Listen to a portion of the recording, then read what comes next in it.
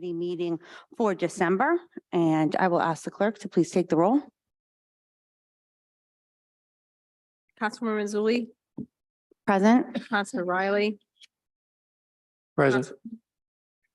Councilman Riley.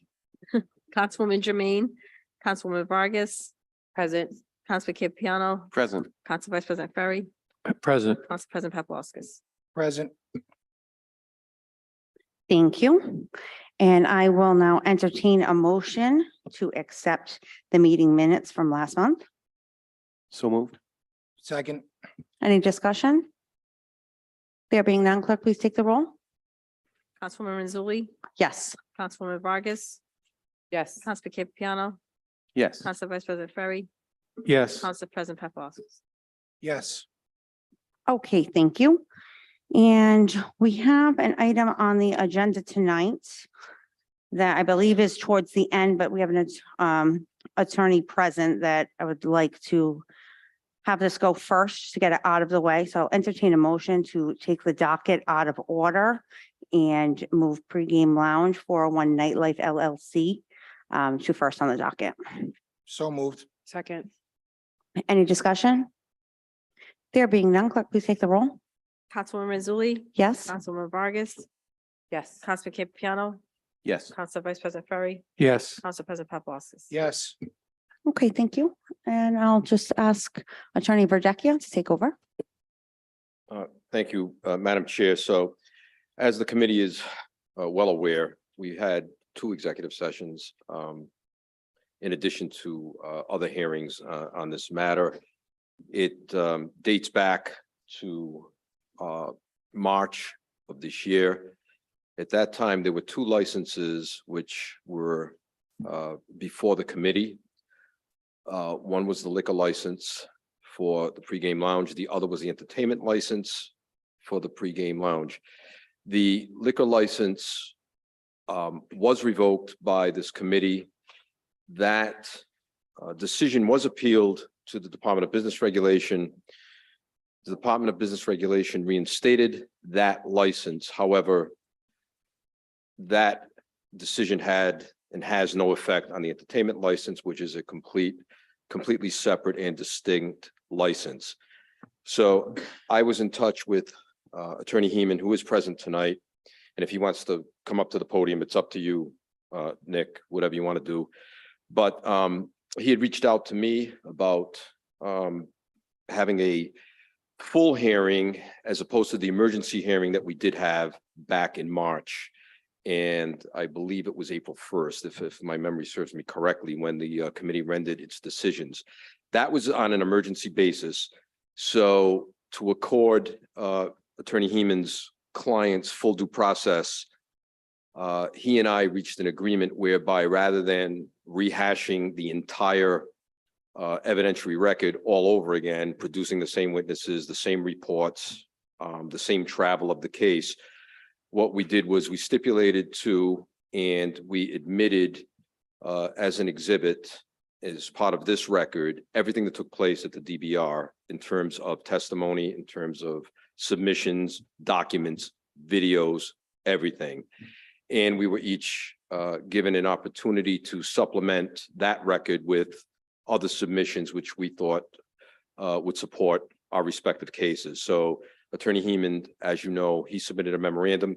I submitted additional reports, which I think were part of the record in any event. But with that being said, I believe the record is complete. The committee has before it and has had before it for some time now all of the information which it needs to render a decision in this matter. So the request from the pregame lounge is that the license be not renewed because it was revoked back in April. So the request that the petitioners are making is that the committee reinstate the entertainment license. So the motion that would need to be made by a sitting member of the committee would be either a motion to reinstate with a second and a vote, or a motion to deny reinstatement of the entertainment license and keep it in a revoked status. So I would turn it over to the committee to take whatever action it deems fit. And once that vote is complete, depending on how that vote goes, I just have one other request I would make of the committee in terms of a decision, a written, two-page written decision that I drafted. Thank you, Attorney Videcchia. Attorney Heeman, would you like to speak?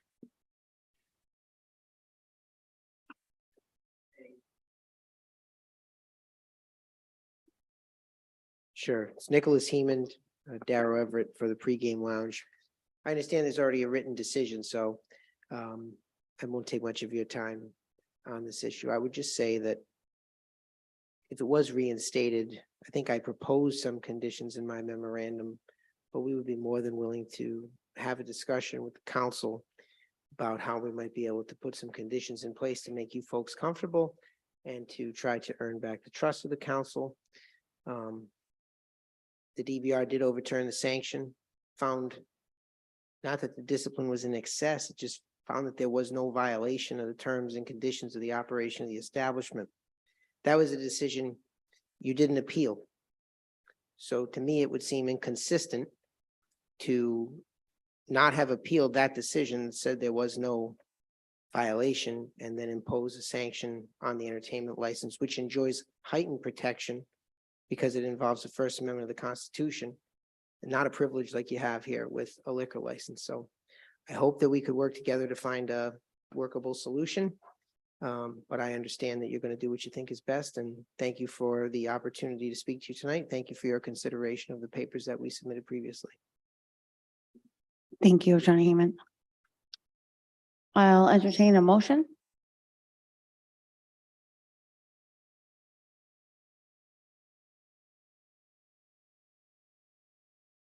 Council President, I'll make a motion to not reinstate pregame license, pregame lounges entertainment license. we have a motion to deny the reinstatement. Is there a second? Second. And we're open for discussion. Would anyone from the panel like to say anything? Councilman? Thank you, Chairwoman.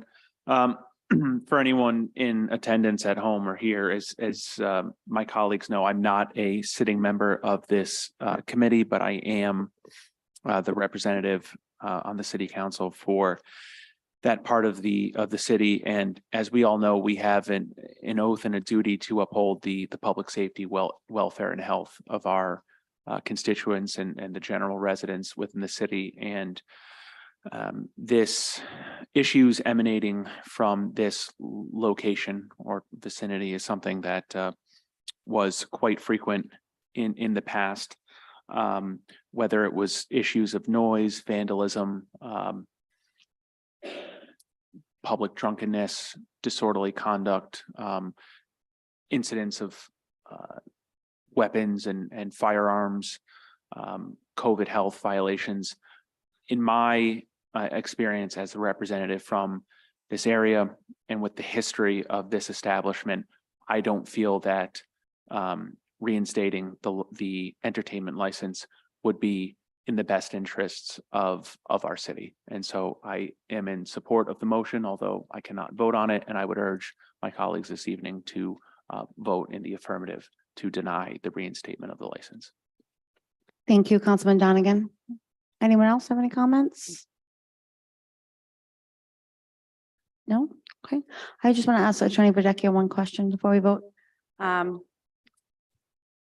Is there a timeline? If this is denied, can they come back during a certain period of time and ask again, show good behavior? What's the precedent here? Well, in my opinion, I'm not aware of any timeline per se. Once a license is revoked, basically the applicant or the license holder, in my opinion, now has the status of any other person who does not possess a license. And if they wanted a year from now, a year and a half from now to obtain an entertainment license, they would have to reapply, at which time I imagine that the sitting committee at that time could consider it. I don't, not aware that there's a categorical bar from them doing that. Okay, that would be up to them.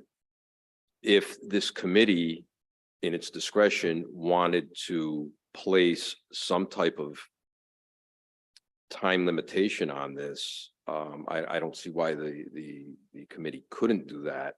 So if you said, reapply in 6 months, or, you know, we won't make this a permanent revocation. I'm just throwing this out there. I think it's within your powers and your discretion to do something like that. Other than that, once it's revoked, their status is basically like that of a non-license holder. They don't have a license. They would have to reapply. Okay, thank you. Would that be part of this motion if I wanted to suggest it, or something? Yes, someone would need to make a motion, well, the motion, rather than, I think the motion would have to Need to be deny with withdrawn or modified, or another motion to say, motion to revision. deny with a 6-month, or actually it would be, you could almost make it like a 6-month suspension with the ability to reapply after whatever, 6 months, 7 months, 8 months, a year. It's really up to, it's in your discretion. Right now, the motion is to just revoke and leave it at that. Mhm. If you wanted to make the motion, as I said, conditional, I guess that motion would need to be withdrawn, and then a new motion would have to be introduced. Thank you. So attorney, Yeah, Madam Chair, the motion on the floor is to deny reinstatement. If the council wishes to deny reinstatement and indicate that the applicant can reapply 6 months or after, then this committee can do that.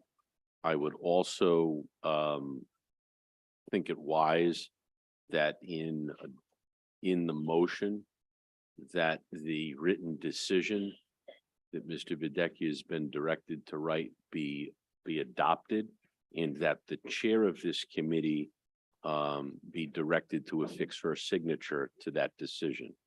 That would be essentially the 3 prongs of the motion if the council. So I would recommend, Mr. President, that you withdraw your motion so it can be reformed and we can begin again, particularly as to the signature on the decision. So if the council decides to do anything with the 6 months, that would have to be included in the motion. But I think the motion itself should include a statement that you are directed to sign that decision on behalf of this committee and to have it issued forthwith. okay. Well, I would just, before we change the motion, since we're under discussion, I personally wouldn't have an issue with denying the reinstatement of this license with the condition of you can apply 6 months from now. And if, you know, because they're going to still be open. They still have a victualling license. They still have a liquor license. I imagine there's still going to be music played there. I hope there wouldn't be entertainment happening when they don't have an entertainment license. But if there are spot checks and they don't, you know, they're not violating that, then, and there's no other issues, then perhaps it would be something we could at least revisit. Because I don't know what that does to the business as far as their sales go and, you know, their livelihood. So I think that would be fair, but I also agree that there has been, you know, egregious things happening here for a long time, and that we need to see that they're going to be able to follow the rules. So I would leave that open to anyone else's opinion before we add that to the motion. Madam Chair, if I may interrupt, I'm sorry for the interruption, and just consulting with Attorney Angel. There is nothing to prevent them from reapplying a month from now, 2 months, 3 months from now. So I'm not sure what utility framing the motion and adding a time constraint would really accomplish, because they can do it anyway. And based on my discussions with Attorney Heeman, I think it's probably moot anyway, because I do think there's probably going to be an appeal on this, and that will take place a lot sooner than 4, 5, 6 months. So it's probably a moot Okay, point, all in right. all honesty. Thank you. Okay, so like, we still have to change the motion anyway for my signature, so we can do that. I have a question. Can we just take a second motion after we vote on what's on the floor to accept the decision and affix the safety service chair's signature? Okay, then if there's no further discussion, we can vote on the original motion, please. Take the roll, clerk. Councilwoman Zuli, Yes. Councilwoman Vargas, Sorry, just for informational purposes, this is on the motion to. Okay, yes. Councilman Riley, Yes. Councilman Campiano, Yes. Council Vice President Ferry, Yes. Council President Paplaskas. Yes. Now, Madam Chair, I would ask that a motion be made to adopt the written decision and have your signature affixed therein. The clerk will then also endorse, and it can become part of the official record. Okay, thank you. I will entertain that motion. So moved. Second. Any further discussion? There being none, clerk, please take the roll. Councilwoman Zuli, Yes. Councilwoman Vargas, Yes. Councilman Riley, Yes. Councilman Campiano, Yes. Council Vice President Ferry, Yes. Council President Paplaskas. Yes. Okay, thank you. We will go to the top of the agenda now.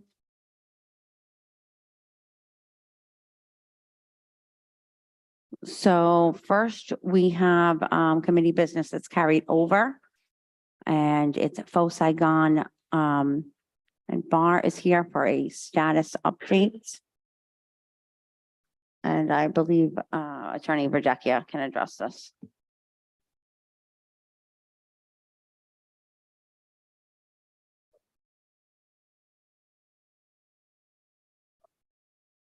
Faux Saigon. Okay, Faux Saigon, as you recall, I indicated that they had had an issue. I want to say maybe a year to 18 months, maybe even sooner than that, with regard to an underage patron being served alcohol. There was a serious accident after that. They were disciplined. They were brought before this committee, and there were various conditions imposed upon them in terms of letting them operate again. And I, out of an abundance of caution, I brought this to the attention of the committee because it was on for a renewal last meeting, and I did contact Major Catalano just to see if there had been any other issues whatsoever down there, and he told me categorically that there were no problems. So there's no reason why that license should not be renewed from a legal standpoint. Okay, thank you. And there's no vote to be taken on that, so we're all set. That was just an update. So now we have a victualling license. This is for La Bandera Bistro. And is anyone present representing? Thank you. If you could come forward. And I will ask, is there anyone from the public that would like to speak for or against this application? Present or on Zoom? No public comment. Okay. If you'd like to introduce yourself, give us your name and your address. My name is Janelle B. Santos. The address is 407 Laurel Hill Avenue, Cranston, Rhode Island, 02920. Okay, thank you. And I'll entertain a motion. Motion approved. We're now open for discussion. And can you tell us, did you get your Department of Health certificate? Yes, so they recently just went in earlier this morning, so I do have the temporary license and we should be getting the actual certificate in mail. Okay, do you have anything left that you need to do to bring to the clerk's office? No, actually, that is it. I just have to pay the liquor license when I receive the Well, this is just for victualling. Did you apply for liquor now? it was supposed to be the Michelin and the liquor license today.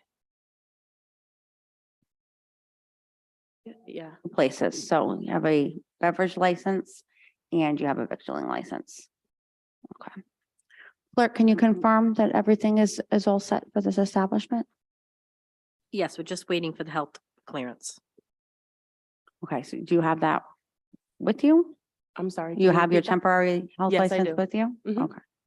Is there any questions from the committee? Chair, I just ask if you need to ask the public if they have any comment. Oh, I did on that. this. Oh, did it? Okay, Mhm. thank you. Does anyone from the committee have a question or comment based on this testimony? Go ahead, Council President. Yeah, I'll just say I'm really happy that the space is still going to be occupied. I know in the past, there have been times where there hasn't been a tenant there. Mm. And I look forward to seeing your success and certainly be a customer. So this passes tonight. Congratulations. Thank you so much. And Attorney Verdecki, I'll just confirm, can we vote on this victualling license? And then just move the liquor license up so that we can get this business owner on their way? Has a victualling and also a class BV, so can we just take it out of order and do the Yeah, do beverage them- after, I would do them both at the same time. the same exact time? Oh, no, no, I mean, Except, yeah, I can, you're saying move it from the, you're just saying, talking about yes, just advancing it on moving the it up. agenda. Yep. Yeah, that's fine. Okay, thank you. Madam Chair, the Two agenda is separate votes, already though. out of order, so you can just proceed. Okay, thank you. Okay, so if there is no further comments, then I'll just ask that you give the clerk your health certificate and we can take a roll.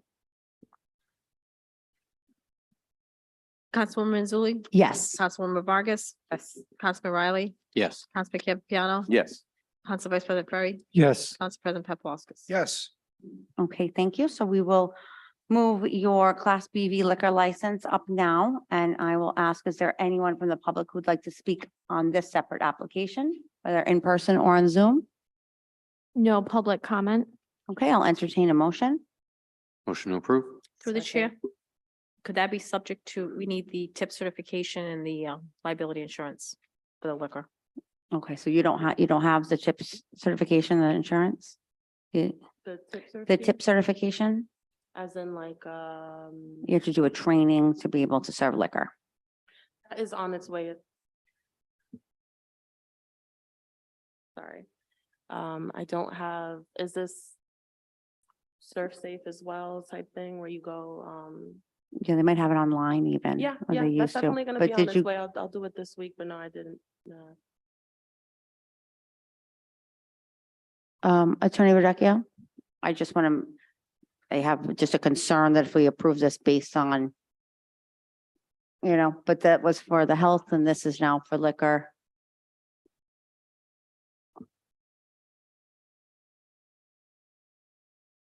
It says a bad press.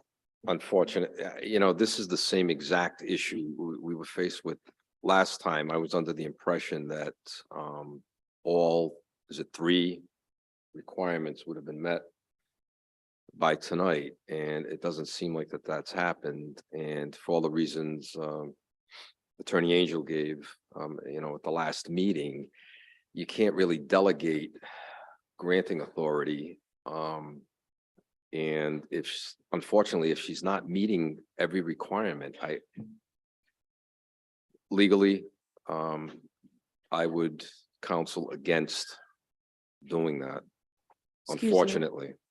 Yes. There is a list that I was supposed to follow, and in that list, I even went this morning and I was like, is there anything else that I'm possibly missing at all? From what I completed from the list, I didn't see that there was, an exact tip verification that I was supposed to bring in today, because that would have been done prior. But from what I was looking for at the list, there wasn't anything that was into that per se situation. Is it possible that, because there's probably 2 separate lists, one for the victualling that you needed the health certificate and another for the liquor license? So you definitely need tip certification to serve liquor. You have to be Okay. certified to serve liquor. Is it possible that there's 2 separate lists and? Madam Chair, as a point of clarification, Mhm. this is a business formation issue. Mm. There are, to be clear, under Rhode Island law, as a general principle, a list of requirements to be filed with a license is no substitute for knowledge of what's required for an applicant for a liquor license in and all of the operational legal compliance issues that may touch upon, someone operating a restaurant, a bar. It doesn't really matter what the type of business is. The municipality is not, nor is the Secretary of State's office for that matter, with respect to, setting up a business entity. It's a bare bones, bare minimum that does not speak to every operational aspect as to the requirements of a business. We require, or are required, with respect to liquor licenses to ensure that establishments, their bartenders are properly trained.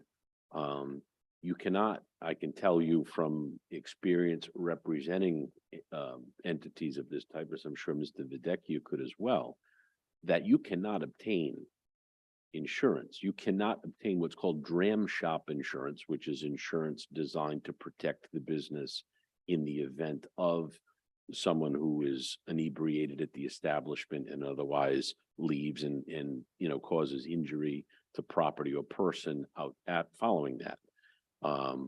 As a condition of obtaining dram shop insurance from an insurer, TIPS certification would necessarily be required. So that's part of the whole, but yet we don't make proof of insurance a requirement of licensure. So I just want the committee to be aware that there's an interlacing of some legal compliance and operational issues in almost any business.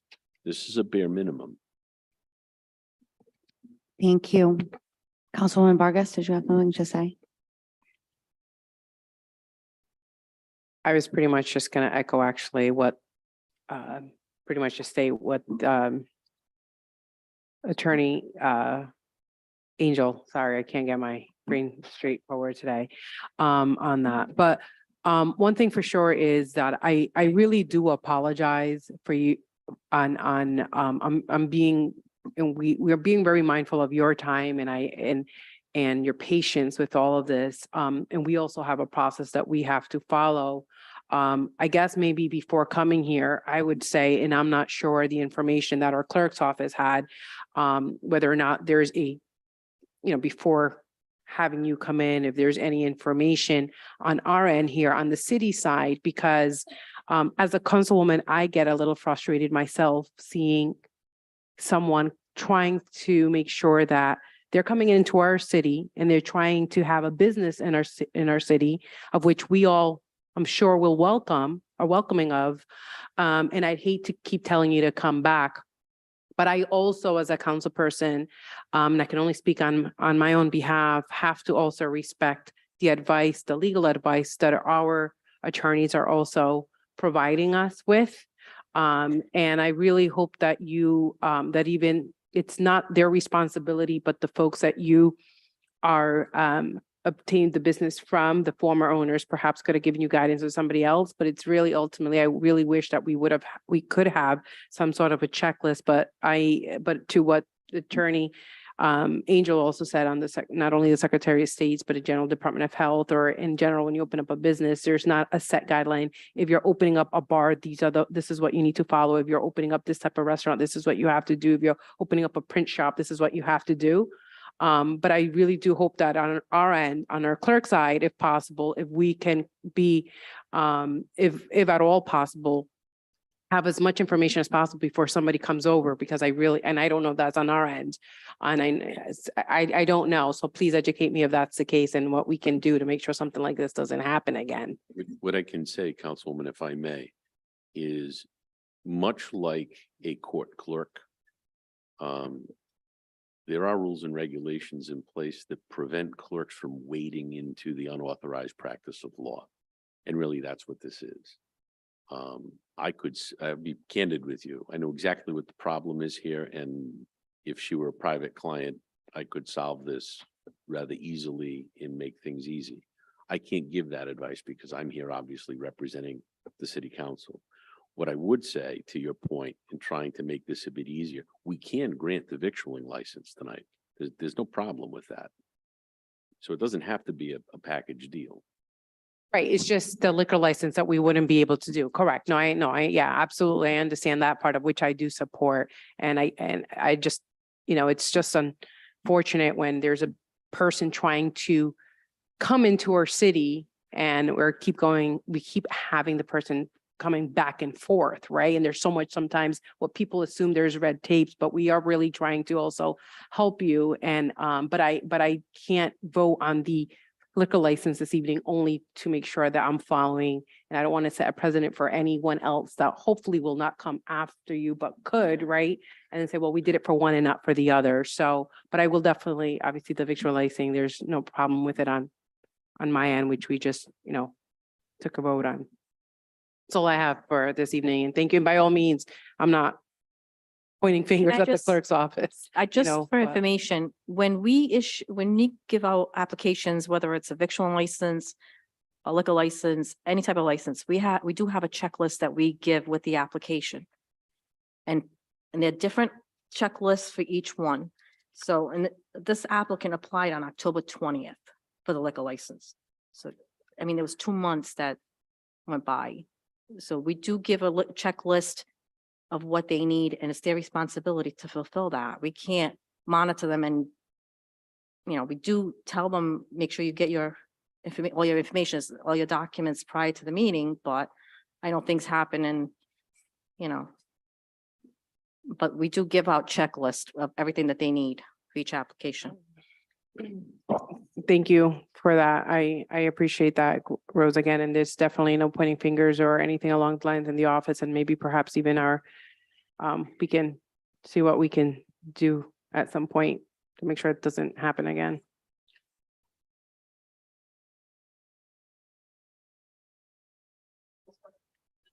But, that takes a long time to get it because I'm not opening up this week or the next, so I'm just trying to figure.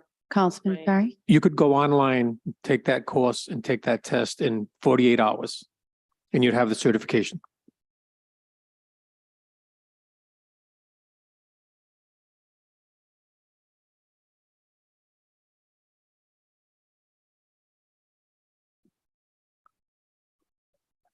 Clerk, is there anything else remaining on that checklist that is missing that you could tell me? Is it just the tip certification? Is there something else with that? And liability insurance, did you, I do have insurance and for liquor as well. without the tip confirm cert, that? they gave it to you without the tip certification? They gave me the whole insurance for the food and the liquor. I got that out the way from the beginning.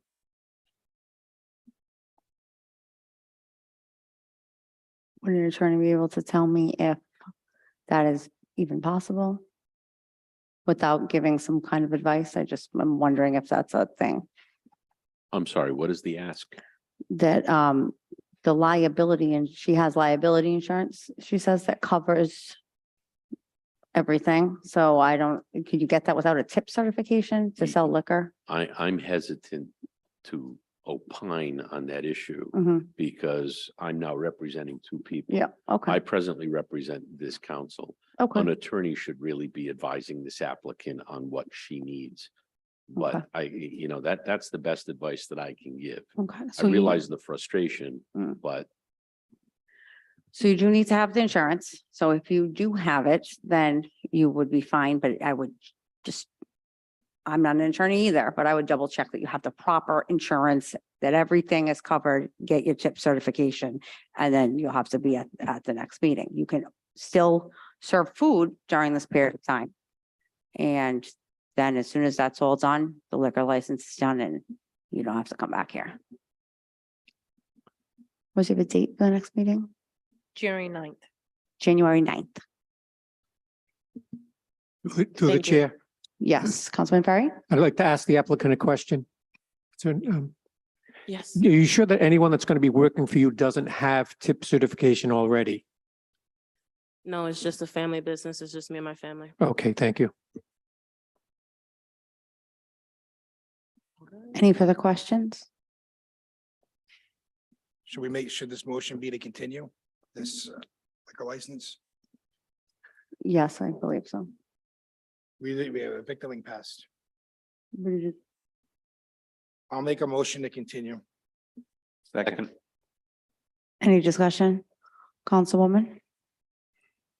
You know, I don't normally say anything along these lines, but is there any possible way that we could actually call, which I think it only takes 2/3 of us to actually call a meeting, a safety service, an hour prior or 30 minutes or so prior to the city council meeting that we have scheduled this month?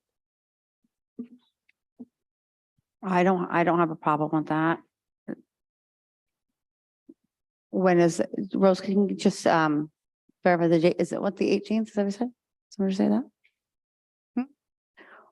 Our full city council meeting this month, 19th. the 19th? Right, so this month, because it's December, it's not the earlier. fourth Monday, so it's not 19th. If there's no objection, I'd like to then call for a special safety service committee meeting that same night, maybe an hour prior to the city council meeting.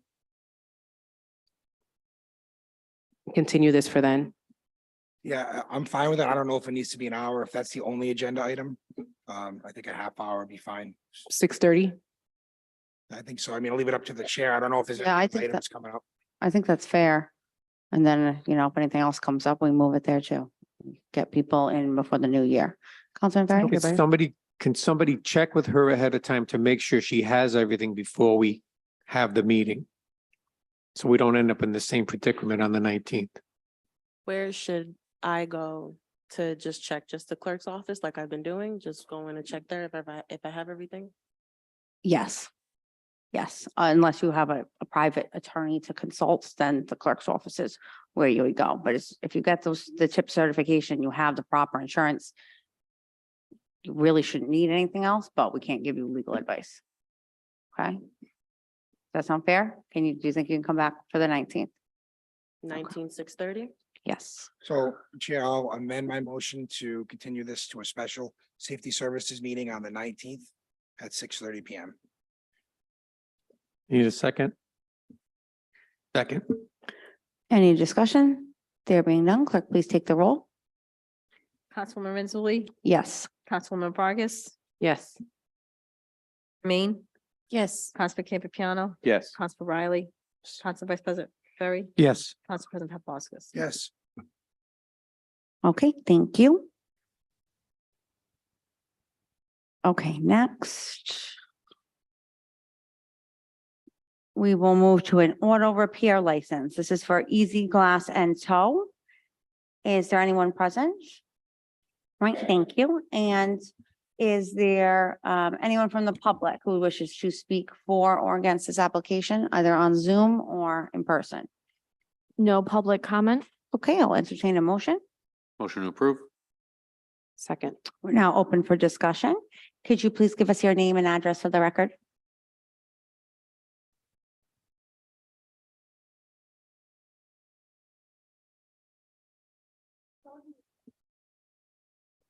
CARIB as in dog A. Okay, thank you. And can you tell us a little bit about your business?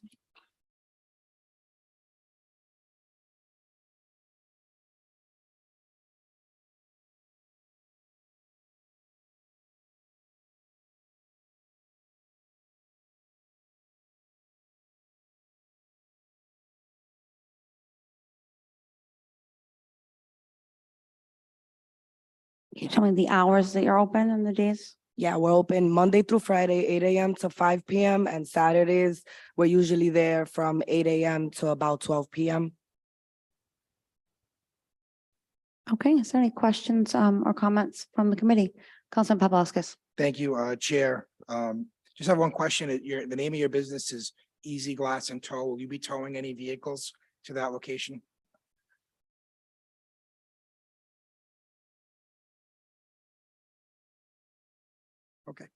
Okay, sounds good. Thank you. Are there any other questions? Okay, seeing none, clerk, please take the roll. Councilwoman Renzulli, Yes. Councilwoman Vargas. Yes. Councilman Jermaine, Yes. Council Riley, Yes. Councilman Campiano, Yes. Council Vice President Ferry, Yes. Council President Paplaskas. Yes, Okay, thank you so much. You're all set. Next, we have a septic hauler license. This is for Hometown Pumping. Is there someone present representing that business? We have somebody on Zoom. Okay, great. And is there anyone from the public that would like to comment on this application? I see no public comment. Okay, I see no comment in chambers. I'll entertain a motion. Motion to approve. Second. We're open for discussion. I would ask that the person on Zoom be unmuted. Hi, sir. Can you please give us your name and address for the record and then tell us a little bit about what you've applied for? Okay, my name is Arthur Dooley. I am one of the owners of Hometown Pumping, and we own a septic business that pumps septic in Massachusetts and Rhode Island. We do both commercial and residential work. Okay, thank you. Do we have any questions or comments from the committee? Okay, there being none, we can vote on this license. Rose, if you could please take the roll. Councilwoman Mazzulli, Yes. Councilwoman Vargas, Councilwoman Jermaine, Yes. Councilman Riley, Yes. Councilman Capiano, Yes. Council Vice President Ferry, Yes. Council President Paplaskas. Yes, Okay, thank you, Mr. Julie. Have a good night. Thank you very much. Appreciate you.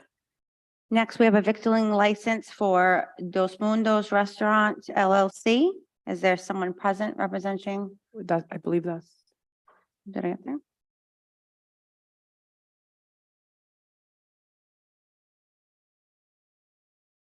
Okay, is there anyone here for Dos Mundos Restaurant? I don't see anyone in person. Is there anyone on Zoom? No public comment. Or is there anyone on Zoom that looks like they represent the restaurant? Oh, I don't see. No, any. I see nobody on Zoom. Okay, so we'll just have to we'll have to move this to next month. Rose, if you could do that, and please contact them. Next, we have Iconic Eats. This is also a victualling license. Is there anyone present? Hi, thank you. And is there any public comment either in chambers or on Zoom? No public comment. Okay, and I'll entertain a motion. Motion to approve. We're now open for discussion. If you could just make sure the microphone is on and give us your name and address for the record.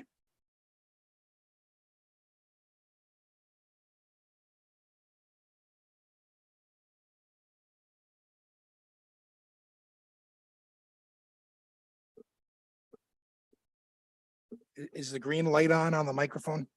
There's a button that says push. Thank And you. I'm Richard Santuri, and that's 36 Fort Avenue in Cranston. Fort Avenue in Cranston. Okay, thank you. Could you tell us a little bit about your application? It's a kitchen that's inside of a VFW that's already been running and operating. We would just like to come in and take over and make it our own. Okay, excellent. What kind of hours, what days of the week you plan to be open? Planning on 11:30 to 9, Wednesday to Sunday. Okay, excellent. Are there any questions from the committee? Councilman Paplaskas? Yeah, I'll just say I'll be voting in support of your application. That restaurant is in my ward. I'm happy to hear that somebody is going to be going into the VFW post, and I know it's been a couple of different places over the years, and certainly look forward to seeing you there. So good luck. Thank you. Okay, are there any other questions or comments? Okay, there's being none. Clerk, please take the roll. Councilwoman Mazzulli, Yes. Councilwoman Vargas, Yes. Councilwoman Jermaine, Yes. Councilman Riley, Yes. Councilman Capiano, Yes. Council Vice President Ferry, Yes. Council President Paplaskas. Yes. Okay, thank you and good luck. Thank you. Okay, I see no new business from the traffic engineer, but I do have a show cause listed for food and fuel continued from the 14th. But I don't see anyone here. Is there anyone here from food and fuel? Is there anyone online? Nope. And Mr. Radecchio? Madam Chair, I can shed some light on this. So this has been continued. I want to say this is the second, possibly the third time this was continued. This was the matter of the business establishment that was selling tobacco to underaged customers. There were a series of violations that were issued by the Cranston Police Department, and those violations were sent to the municipal court for judgment there. And as of last month, the business owner entered into essentially a plea bargain or a plea agreement whereby they admitted to, I want to say, 2, 3, possibly 4 of the violations. In any event, they were fined a fairly hefty amount. I want to say it was roughly $2,500. In addition to that, the municipal court judge imposed a 30-day suspension of their tobacco license. That suspension took effect December 1st.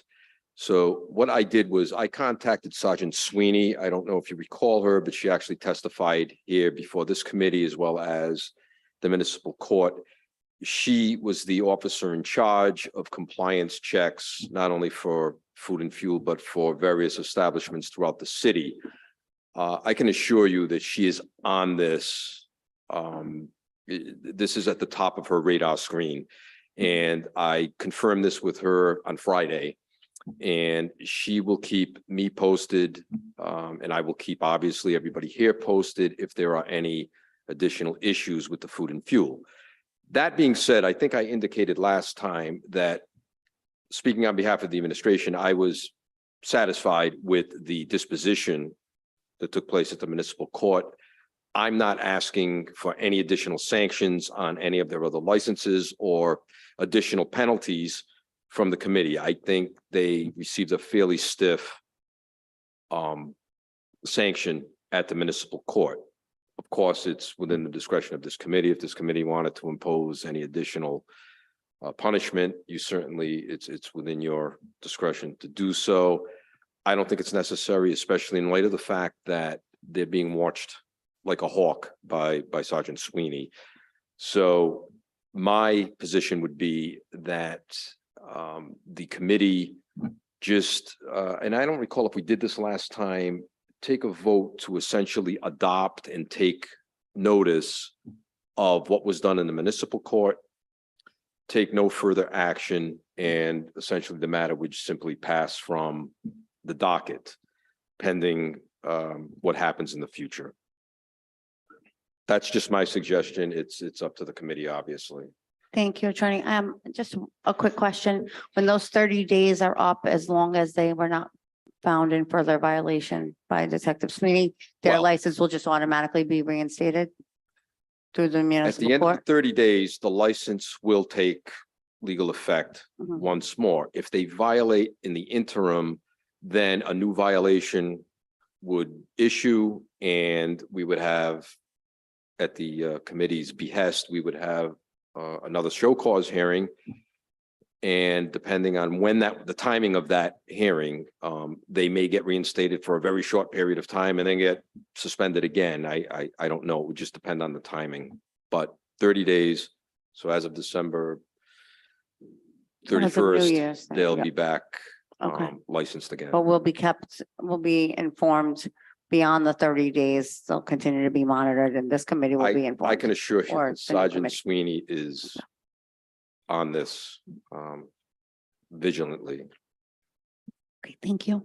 Vice President Perry? I'd like to make a motion to adopt and take notice of the municipal court's decision on this business. Second. Any discussion? There being none, clerk, please take the roll. Yes? Yes. Yes. Yes. Yes. Yes. Yes. Okay, thank you. I see no business from the police department, no business from the fire department. We have several license renewals before the committee. I would like to look for a motion for someone to have us take. Motion the to vote. take block 7 as one vote. Second. Any discussion? Yes, Councilwoman? Is there anything we have to take out of there? see anything? Would I don't know if an attorney did. I don't think we have to take out, but I think it's always been some sort of just part of the process. There's no one here from the police department, but because we have a private detective license coming before us, we've always asked if there's any objection at all. There's no one here present this evening, so I would assume not. Rose, we didn't get anything at all. No, We please. haven't received anything. Okay. Thank you.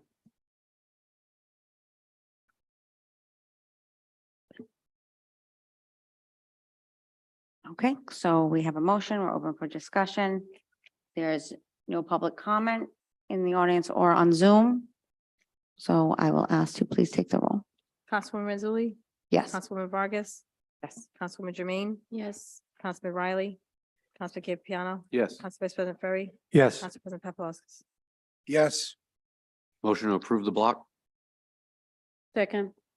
Any discussion? There being none, clerk, please take the roll. Councilwoman Mazzulli? Yes. Councilwoman Jermaine? Yes. Councilwoman Vargas? Yes. Councilman Riley? Yes. Councilman Campiano? Yes. Council Vice President Ferry? Yes. Council President Paplaskas? yes. Okay, monthly schedules. We need to there is no, it looks like there is no list for the park theater, but it says we need to vote to accept the list. Did we just not receive a list?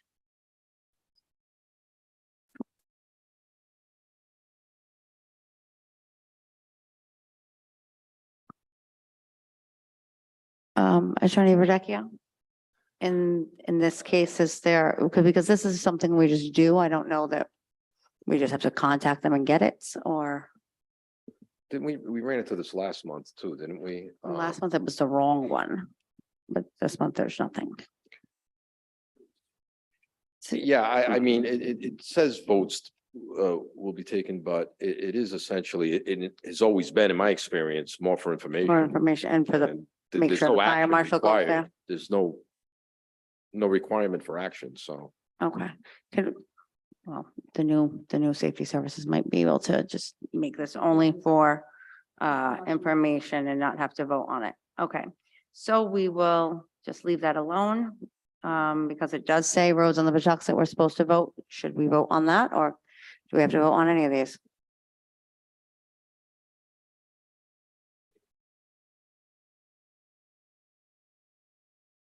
Okay, then these are all for informational purposes. Does anyone have any questions or comments from the public? No? Okay. We took care of the entertainment. Yes? Solicitor, I have a question. As we understand, should be for informational only, but I would like to know if there is anything in the book that mentioned, because that's a way, since we started, that's a way we used to do them, where that's come from. If it was something on the book, or it just, like, because 2 years that's the way we've been doing it. There's, in my understanding, this was going on, I'll just say this briefly and then the council president can jump in. My understanding of this is that, first of all, there's no requirement that I'm aware of in the ordinances or in the rules that say this needs to be done. My understanding is this has been taking place for a while, and the reason, and the council president, correct me if I'm wrong, is because I guess in the past, there were events that were being held at the roads or some other venue, and sometimes problems would arise in terms of crowd control, traffic control. So they implemented this procedure to let the committee know ahead of time if there was going to be an event where there were going to be a lot of people, just so that perhaps the committee would want to say, well, you know what, maybe they should have a police detail there or something like that. So it was basically to keep the committee informed if there was going to be an event which would impact, health, safety, things like that. But to my knowledge, it's not a requirement that. Yeah, I'll just jump in. These were on here when I got on the council 8 years ago. Roads, I think, stems back to a rock concert they had 30 years ago and made a lot of the neighbors angry, and hence they're still on the safety services docket. And I think Councilwoman Vargas might have got that same phone call from somebody a couple of years ago too, that, jogged all of our memory on that one. But yeah, the last owners of the Park Theater, There were a couple instances they probably should have had police details and didn't, and that's why this is still on here too. I don't think it's a requirement, but it was just on here, you know, as a backstop if there were big concerts or events going on to let the committee know. Thank you. That's something we need to look up. Okay, and also for informational purposes, the mobile food establishment, West Shore Coffee Bar LLC did get a license through the administration. There's no presentations, so I will entertain a motion to adjourn. Motion to adjourn. Second. All in favor, say aye. Aye. All opposed? Okay, thank you. Finance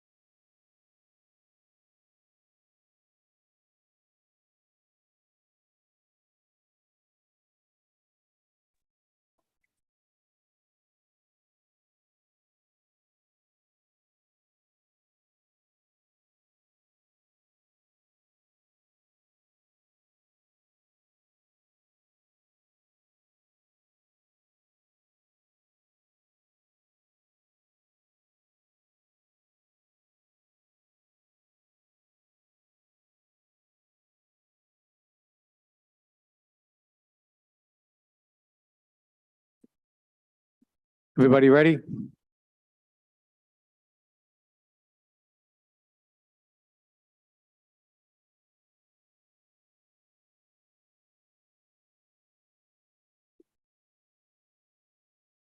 Good evening, everyone. I'd like to call the Monday, December 5th Finance Committee meeting to order.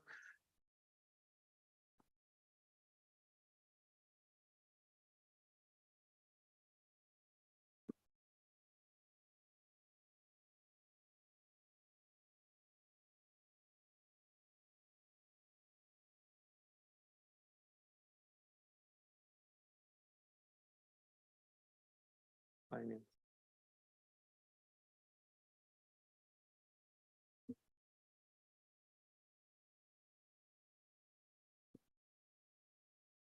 Zuli, Present. Councilman Riley, Councilman Marino, present, Councilman Donegan, Present. Councilman Campiano, Council Vice President Ferry, Present. Council President Paplaskas. Present. May I please have a motion to approve the prior meeting minutes? So moved. Second. Madam Clerk, please take a roll. Councilwoman Renzulli, Yes. Councilwoman Marino, Yes. Councilman Donegan, Yes. Councilman Campiano, Council Vice President Ferry, Yes. Council President Paplaskas. Okay, at this time, I'd like to open up public hearings. Is there anyone here in council chambers that's would like to speak on any matter on the docket tonight?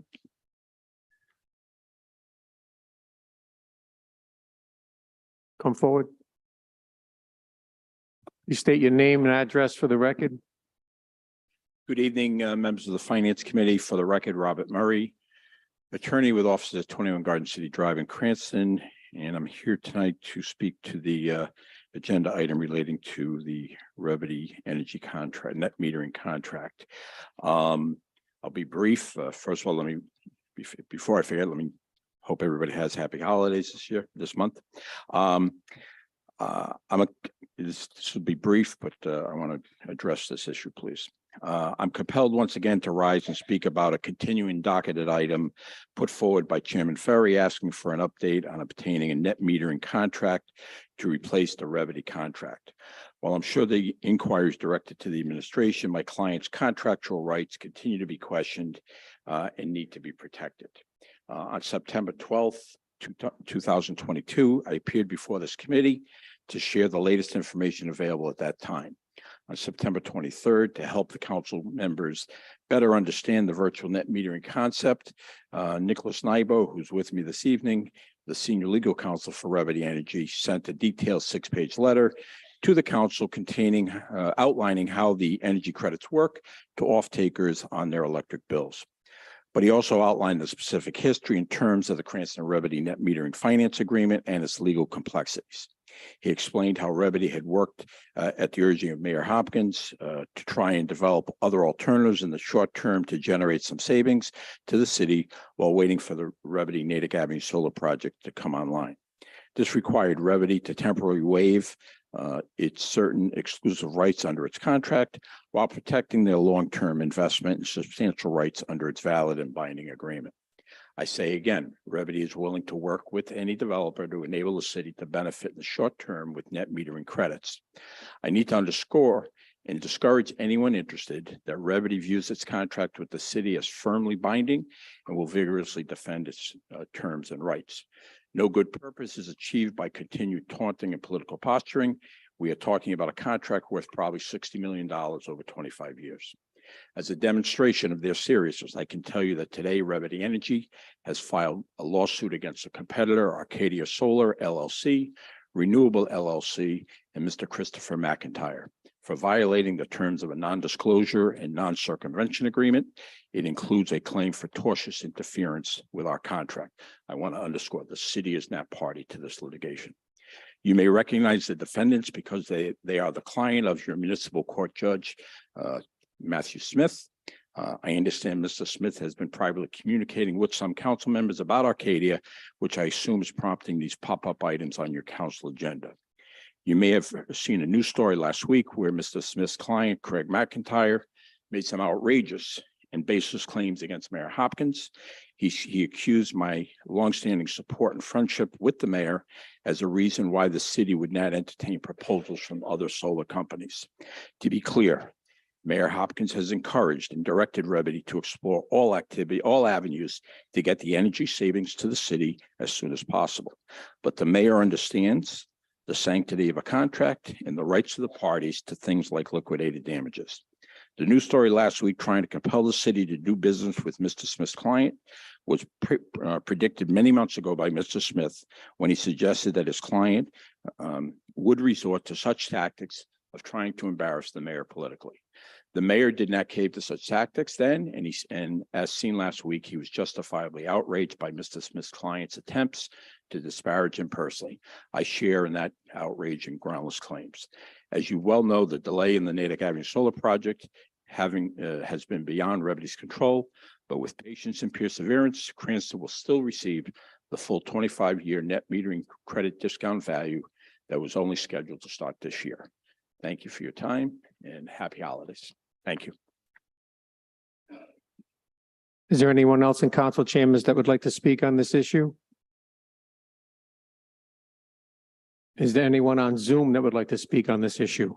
I see no public comment on Zoom. If the chair could remind the public, they need to raise their hands in order to speak. Okay, at this time, I close public hearings. Next, we have new matters before the committee. First on here is a status update on pending grants. Councilwoman Marino, the floor is yours. Thank you, Council Vice President.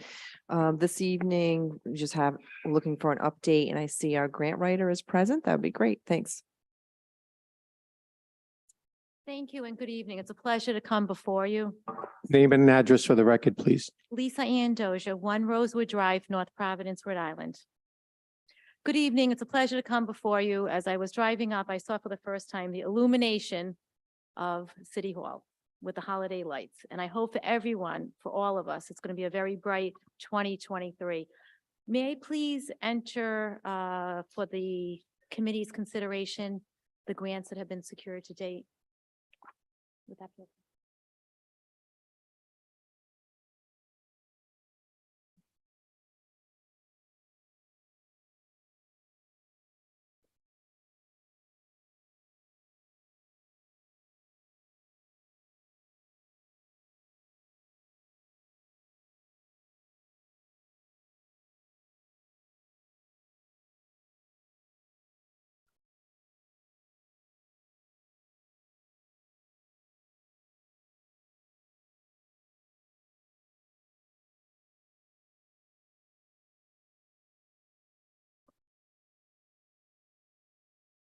Thank you. I was retained this February will make 2 years, and grant funding that has been secured, new revenue to the city of Cranston is $1,495,000. We have some additional grants that have been submitted that we have not received word on yet, but it's extremely encouraging. We actually filed with Congressman Langevin's office and congressional direct appropriation for $1 million. We submitted it for more than $1 million, but it's been approved for $1 million. As soon as President Biden signs the FY 2023 budget, it will be included. The appropriation for $1 million will be included for Bud Long Pool. I've also applied to the state of Rhode Island, the ARPA, American Rescue Plan request for funding on the balance of that. I put in for a whole $3 million. It's my understanding that the city is actually doing their due diligence, getting a budget and identifying stages in which the project could be complete. I also put in for the shooting range. We're waiting to hear back from Senator Reed's office on that. And then Rhode Island Foundation has out there an ARPA request, and that could be for foods, insecurity, and rent relief, and that's up to $150,000. I'm happy to answer any questions or if there's any priorities. Does anyone have any questions for? Yeah. Councilwoman Manzulli? Thank you. Thank you, Ms. Andoja, for being here tonight. Do you just have a total on what's out there that we're waiting to hear back on? So it was, I think, Yes, I do. 3 million from the state. 3 million from the state and the $1 million congressional appropriation. Okay, excellent. So 4 million, then 150,000 from Rhode Island Foundation. Excellent. Thank you so much. And thank you for your work this year. We've, I think, gotten more grant money than I've seen in the recent years since I've been following the council. I don't want to say the history, but, and it's been very helpful. So thank you for your hard work. Well, I'm really grateful to the council and taking a chance and working with me. It's been the first time. It's been a wonderful experience. And I'm thrilled that we've been able to do so much without taxpayer dollars. So thank you for the opportunity. Any other questions? Council President Paplaskas? Thank you, Vice President Frey. Lisa, I just want to thank you. You were tremendous ability to find money anywhere and everywhere. And, you know, you're an extremely hard worker and you follow through on what, you know, the asks are. And thank you for all your hard work. Thank you. I appreciate it. Have a nice evening. Happy holidays, everyone. Did you have a question? Everybody's good? Okay. The next item on the agenda is from me, and I would like to ask the administration, based on the last time this was on the agenda, you told us that you were working on it. It's a complicated process, and that you would keep us updated. So I'm asking for an update. I don't think I have to be very careful, I think, what to say, because, you know, there's been pending litigation against the Planning Commission. So the Mayor Fung had entered into an agreement, as we know, with Revity Energy sometime in, I believe it was 2020 or so, or maybe even before, prior to the Hopkins administration, for an agreement that Mr. Murray described.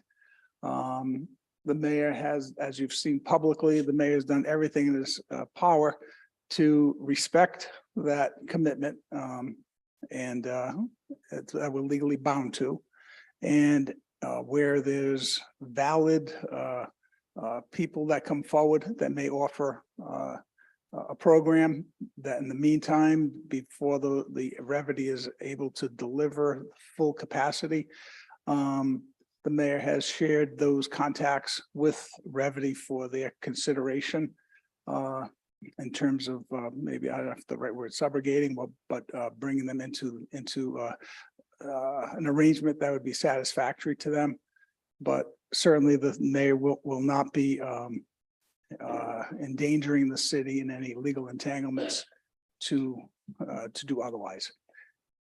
So at this time, we are unable to gain another net metering contract. The Revity Energy has an predating Mayor Hopkins, as we know. There's an agreement in place that's an exclusive agreement for Revity Energy. Exclusive means nobody else is allowed to. It's not that the mayor is not doing it, is that that contract does not allow the mayor to do anything different. Okay, thank you. The next item is that I just wanted to give the Finance Committee and the other council members an update on the Audit Committee. The Audit Committee met for the first time in 5 years, 4 months ago. And looking at what the charter says, our goal is to keep the council informed on the audit process. So we've had 2 meetings. And the result will hopefully be that we'll be able to assist the council in understanding some of the things that we did not understand the last time we went through the audit process. Mike Igo has graciously attended all the meetings. Tony Moretti Director Moretti has graciously attended all the meetings. And we even had the honor of having Joe Balducci from the school committee come to the last meeting to offer some of his insight as to why he feels that the audit committee is important to the citizens of the city. And we've covered some points of concern with the last audit. We're preparing questions for the audit committee meeting with the auditor next Monday, December 12th at 5:30 in council chambers. The auditor will give us kind of like a preview. He's going to give the audit committee a preview of what the he will give to the council. And all council members have been invited to all the audit meetings. I know that Rose puts them in the agenda. Jessica Marino has taken the opportunity to attend both meetings, and Richard Campo Piano and I, who are on the audit committee, have been to both meetings. The audit committee is one person short right now. We're still looking for an attorney. And I just hope that you guys, if you have any questions for the audit committee, you can submit them up to Wednesday at noontime when we're going to put the agenda out for Monday's meeting at 5:30. Councilman Campo Piano, do you have anything to add for me? No, but it was very informative and I look forward to working further with it. Okay, I just wanted to give an update. Anybody have any questions? No questions? Okay. Next on the agenda are real estate tax abatements. Motion to approve? Second. Any discussion? Madam Clerk, please take a roll. Councilwoman Mazzulli, Yes. Councilwoman Marino, Yes. Councilman Donegan, Councilman Campiano, Yes. Council Vice President Ferry, Yes. Council President Paplaskas. Next, motor vehicle tax abatements. Do I have a motion to approve? Motion to approve? Second. Any discussion? Madam Clerk, please take a roll.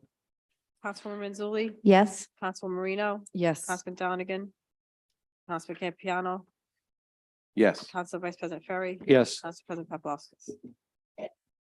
Yes. Do I have a motion to adjourn? Second. All those in favor say aye. Aye. All those opposed? Good evening, everyone. There is another meeting, right? Well, you want to mention what it is? Yeah, next up, we have a workshop to discuss amongst the council. Overnight parking. Does anybody need a break for a couple of minutes? Now will be a time. Yes? All right, we'll take a 3-minute break, then we'll start.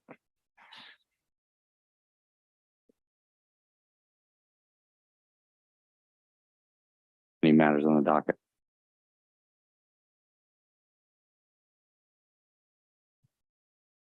Good evening, Chief. James Warren, 136.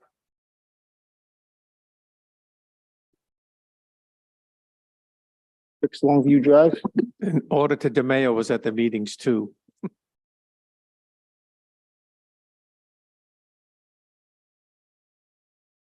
Good evening, Chief. James Warren, 136 Longview Drive.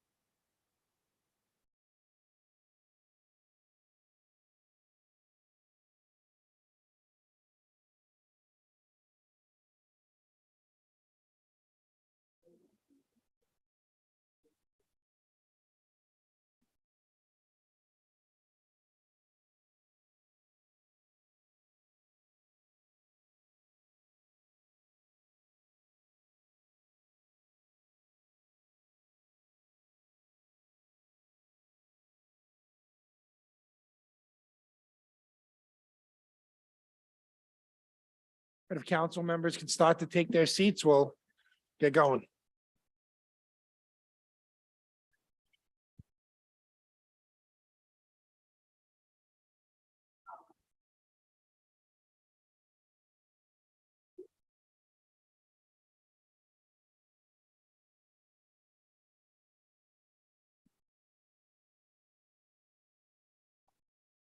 All right. Thank you.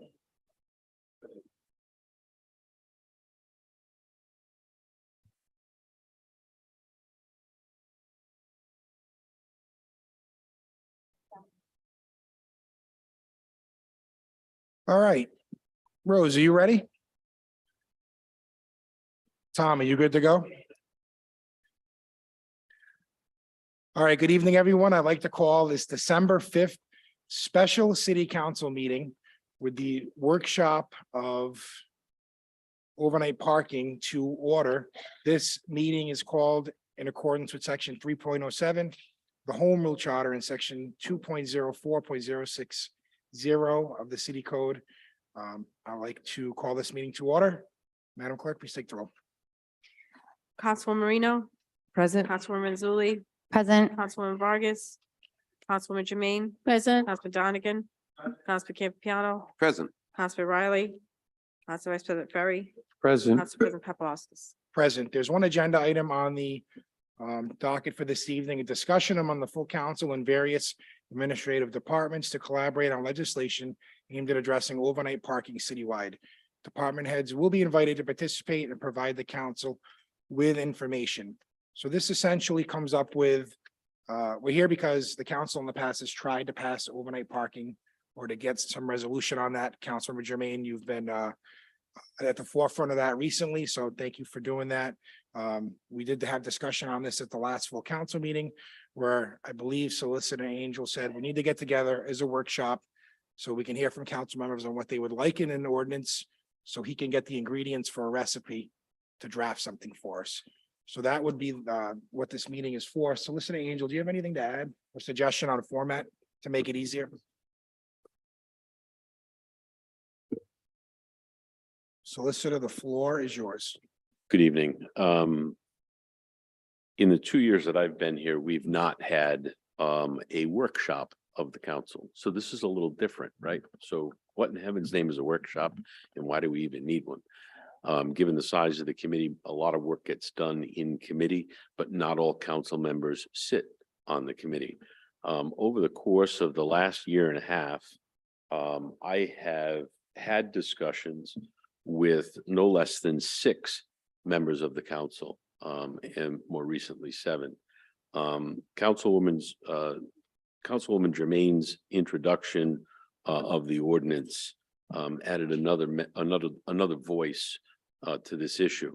There does seem to be a consensus in my contact with various members of the council. I know I've had communication with council members Donegan, Renzulli, although Councilwoman Jermaine and I have not spoken about this. I did see her ordinance. I've had conversations with Councilman Campo Piano, Councilwoman Vargas. Councilwoman Vargas and I did correspond over the course of several months on this.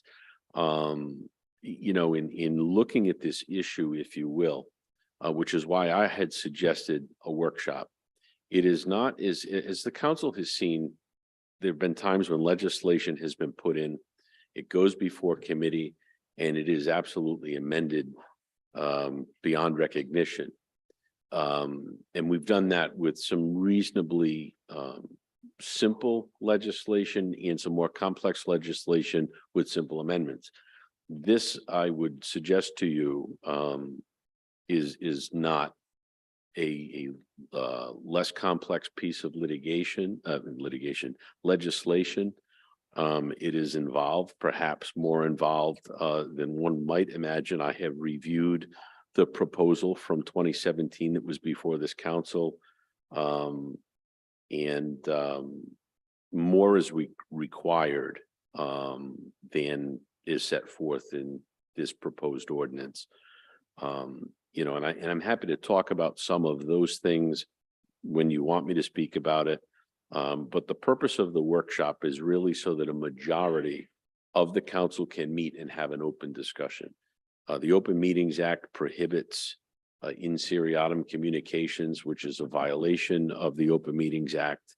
We have to do our business in the eye of the public. So, to that extent, I did recommend and to the councilwoman and others graciously, went along with the idea that we do a workshop. As a council person on a smaller council, any number, it's actually more than 2 decades ago now. We used to do workshops all the time because, you get 4 people who wanted to get a piece of legislation done. 4 out of 5 is a super majority. So it's, you need to get people together. And that's why I had suggested this. I also know, for example, that public safety had weighed in on this in years past. I know that a traffic study was done in 2017. I don't know if that has made its way around to this group, or even if this group thinks that it's valid or not. But there has been work done in bits and pieces on this over the years. So we need to sort through those bits and pieces. For example, the prior proposal of legislation had indicated that this be a pilot program. My suggestion is that it not be a pilot program, that it be applied citywide, but that it only be applied to specific enumerated streets, much like we do stop signs and, other types of things in other parts of the code. So, for example, districts and citywide, you should be looking at districts and see which streets are, well suited for the program. As I had indicated before, there's an administrative aspect to this program that needs to be baked into the ordinance. What does the application look like? In my research, I've found several in other places, not in Rhode Island, oddly enough, that, would certainly be a suggestion for whoever administers the program. It would seem that, I had some preliminary discussions with the colonel, and I'm going to speak for the colonel, but he sat here when I said this once before. It would seem that there's some bandwidth in that department to do this, particularly with the individual who does the VIN checks within the department. There's going to be an application process, a renewal process, a collection of fees, an issuance of stickers, different colored stickers for different years. I know that that's really in the weeds, but legislatively, you have to set up the framework for that. And always on the back end of an ordinance, what's the violation, really for, someone who doesn't comply, with the ordinance? What do we do for folks who park in those overnight spaces who are not properly permitted to do so? We have to bake that in to the ordinance as well. So there's a lot of different things, to be considered. And I know rather than take committee time and then council time to go back and forth and have members of the public safety apparatus and the administration to appear and discuss these things, it seemed to me that this was a more workable format that would keep us out of trouble with the OMA. And that's why we're here to do this in a workshop format. So thank you for allowing me to explain the reason behind the format. And I'm certainly here to listen to you, take notes, and answer any questions you may have as we move forward in the process. Incidentally, when the council sits as a workshop, and just in general, I want to be clear about something. The Cranston City Council is very generous in providing public comment to its constituents on almost every agenda with respect to docketed and undocketed items. In the workshop format, we're really here to we're here in a workroom constructing something. The OMA does not require public participation, but rather requires that the work be done under the eye of the public. Certainly there is more than once we get a legislative proposal together and drafted, it will be introduced before the council like any ordinance. And it will be referred out to committee. And obviously there'll be hearings in committee and then hearings again before the council for public comment. My suggestion respectfully is that the council do its work on this, give me instructions, listen to, the administration and so forth. And, that just to make best use of your time, but certainly it is up to, the council's discretion, to allow public participation in this point. It is not required. Are there any other questions at this point? Yes, Councilwoman Jermaine. Thank you, Solicitor. You really explained really the purpose of this workshop, and thank you for really encourage that and propose that. And when I proposed the ordinance and you just mentioned it, it was in a way to start having the conversations, as I couldn't participate with other council who work on that. And this is an issue that is really dear to my heart. So propose my ordinance, knowing there's gonna be another ordinance that he's been working on. And I thought we will combine what I have and we have this discussion. That's the purpose of that. So as I asked, thank you, Rose, for pointing the version of my ordinance. So as I was passing on, my question for the administration and all those stakeholders is, I know at the time I think on October 13, I believe, when I proposed this ordinance, there were many pushback from the administration, from the colonel, from the fire. So what I want to reiterate today is we have to adapt with our current population. So what is always happening the past 5 years, the past 10 years cannot be applied. And also, during the day, when we talk about the safety, during the day, there are a lot of people in the street, a lot of cars parked in the street, and fire did their work. And the police did their work. And it was crowded during the day. And they are able to do their work. I don't see how it's gonna be more difficult if we have a parking one side, parking allowed for those people who do not have any option. That's the problem.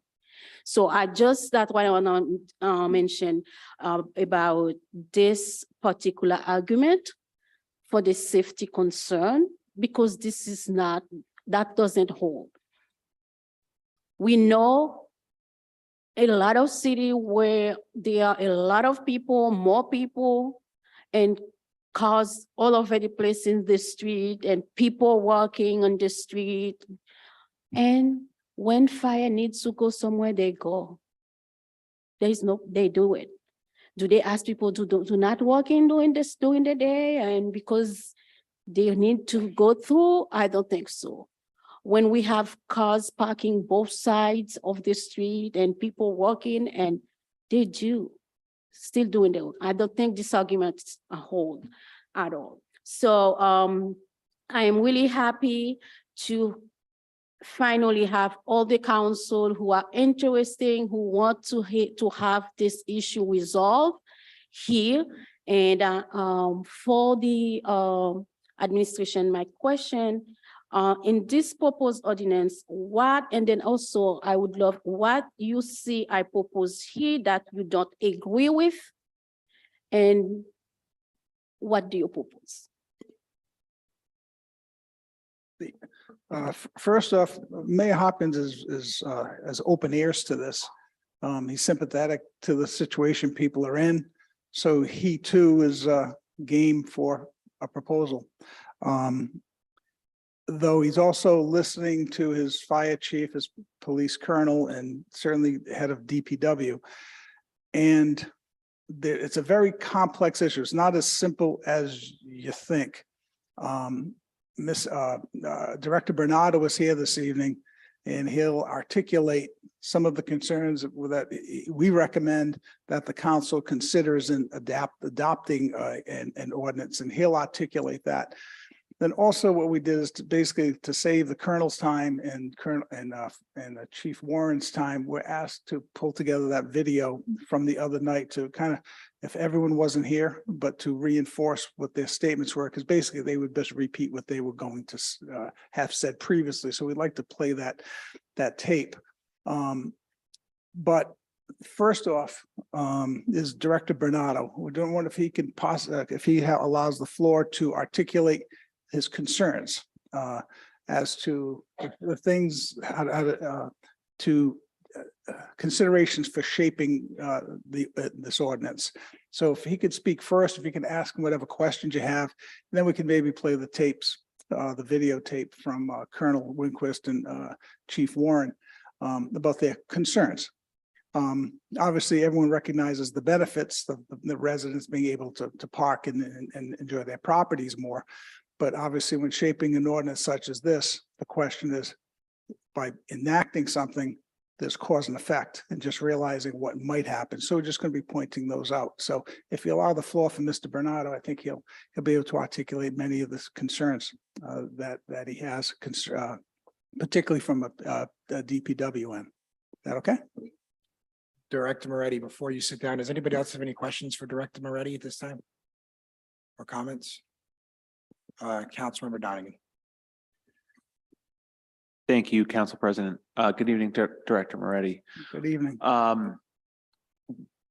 From a administrative standpoint, to administrate, a hypothetical permit program, do you think that the city would need additional personnel? What department do you think would be best suited to administer or execute such an ordinance? Do you think it would be in DPW? Would it be out of the police department? I guess from an administrative standpoint, where do you think it would best lie? Just jumping ahead, more than likely city clerk's department, and yes, it would probably require an FTE probably to administer.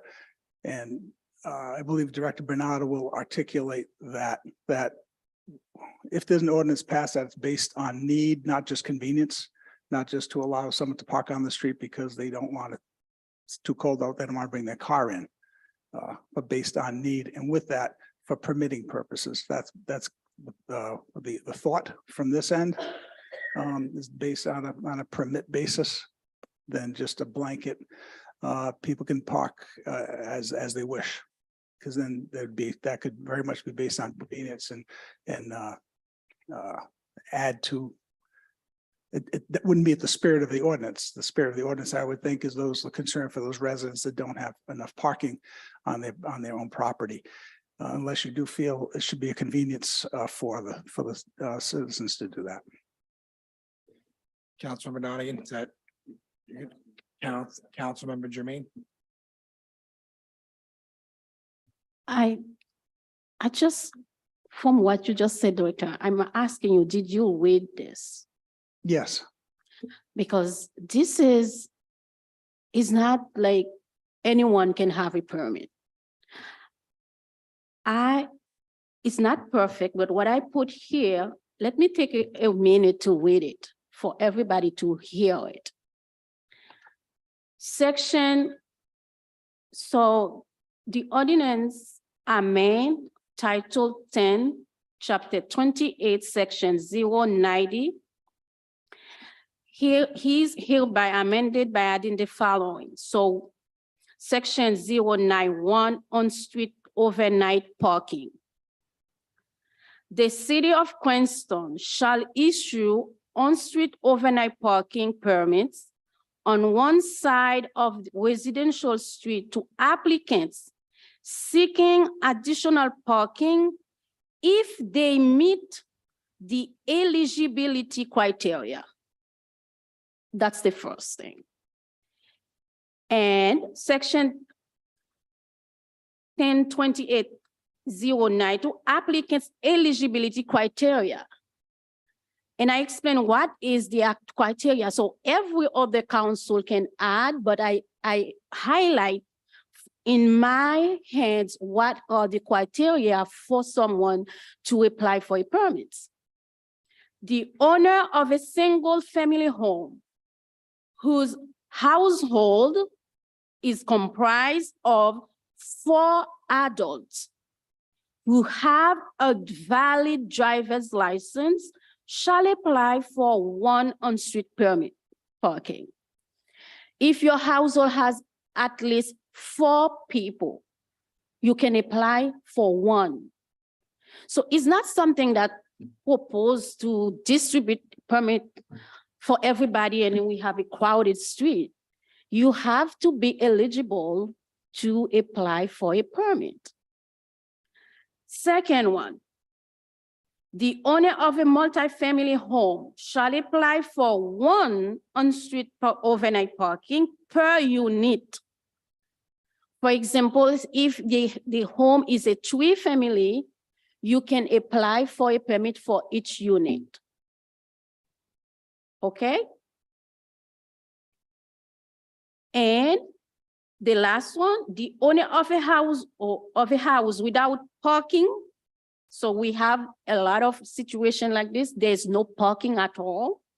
The owner of a house without parking shall apply for on-street overnight parking for each unit. So this is for any house who do not have parking at all, but you need to apply based on criteria. So the way you say it is like, we need to take a little time to read what I really propose. So it's not something anyone can go, hey, I need a parking because now we can have parking in the street. I need an extra sport cars and I'm gonna buy it. No.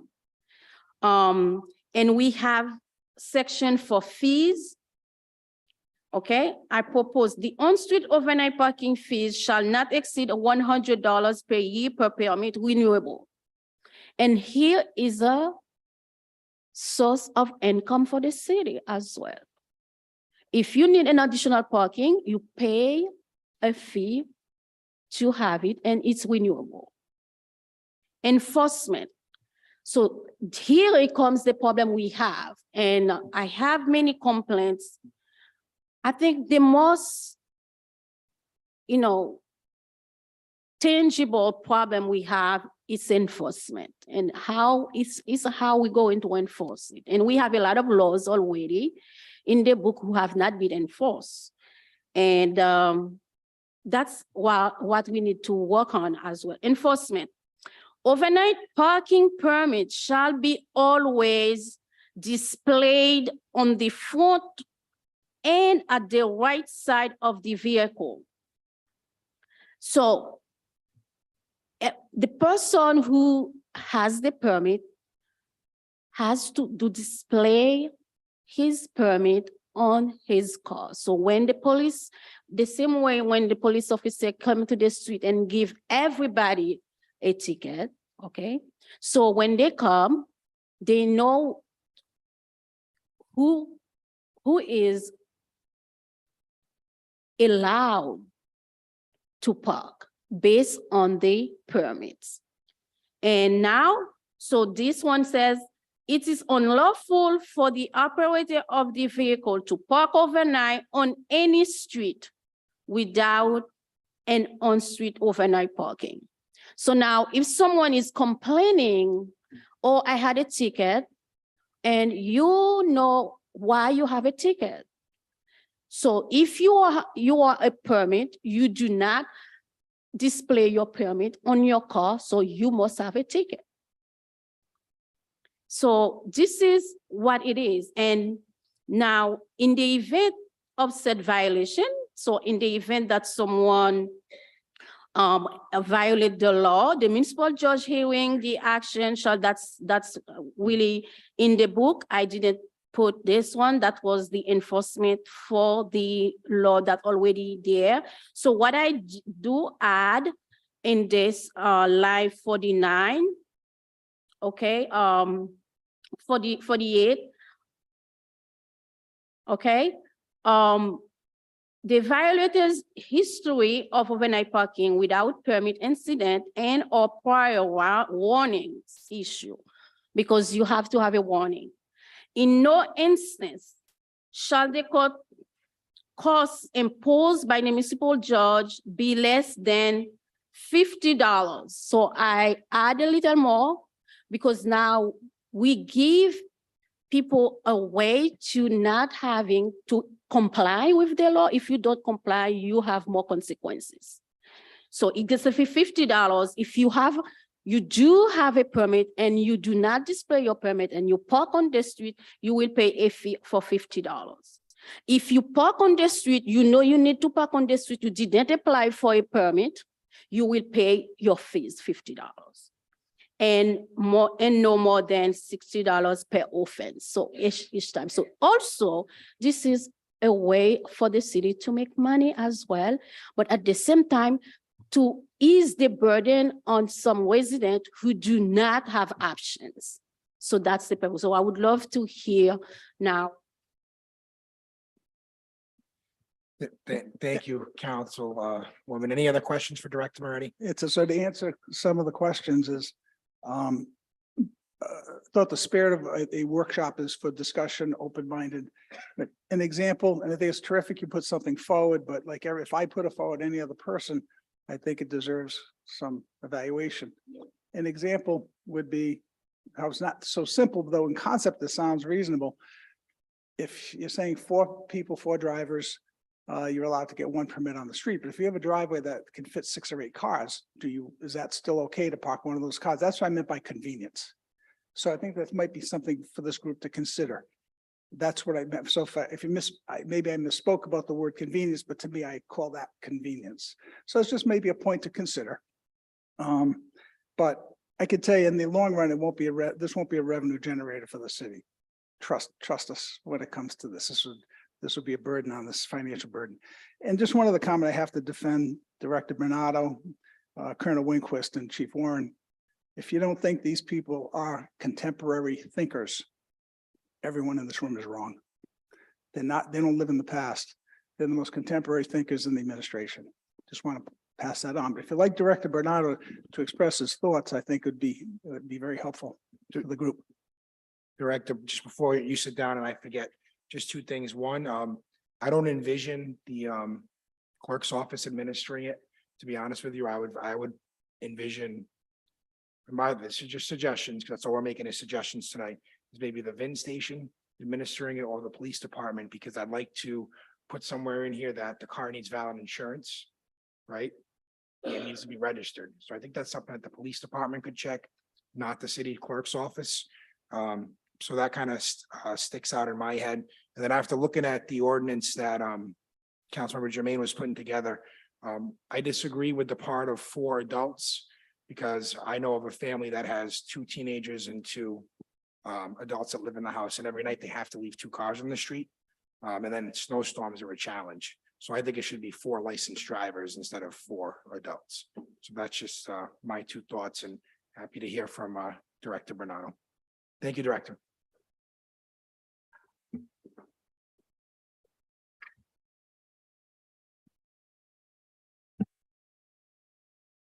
Director, the floor is yours.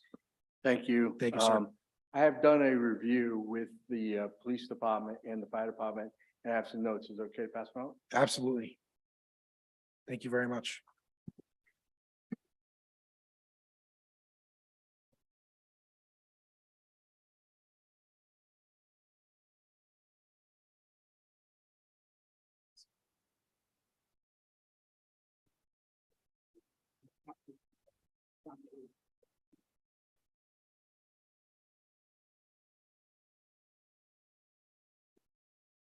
Director, we love handouts, so thank you for bringing them. What's that? We love handouts, so thank you for good. bringing them. First, I want to say that we've reviewed everything. We've had multiple meetings with colleagues in other cities and towns that are dealing with these issues. And it's not that we're opposed to this ordinance. We just want to make sure that we have it right and we avoid the problems that the other communities are already experiencing. when I talk about need versus convenience, I'm talking about the resident would go to whatever the entity is, whether it's the police department or the clerk's office, and they would fill out an application. We have a process in the city where you can get a handicap placard for the street, and it's based upon need. We'd have to set up similar criteria for need. I don't agree with the fact that for driver's license presents a need. What we were thinking more of is that the applicant would go and would show us the registered vehicles for that address. We would review what's capable for that address. If they have 2 cars and they have access in a driveway for 2 cars, there is not a need. That's what we're talking about for a need.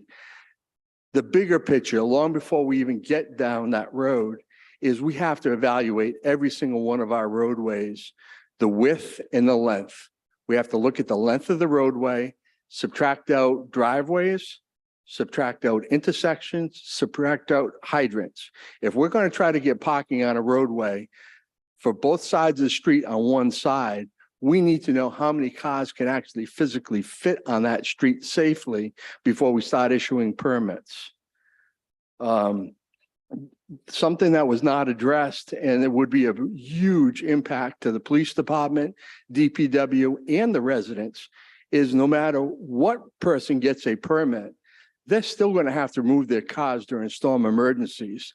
And if the police department does not have nearly enough tow contractors under contract to pull these cars off the street in the middle of a storm in the middle of the night, and they will not be paying that fee to the city, they'll be paying that fee to the towing contractor, and they will not get their cars back until they do.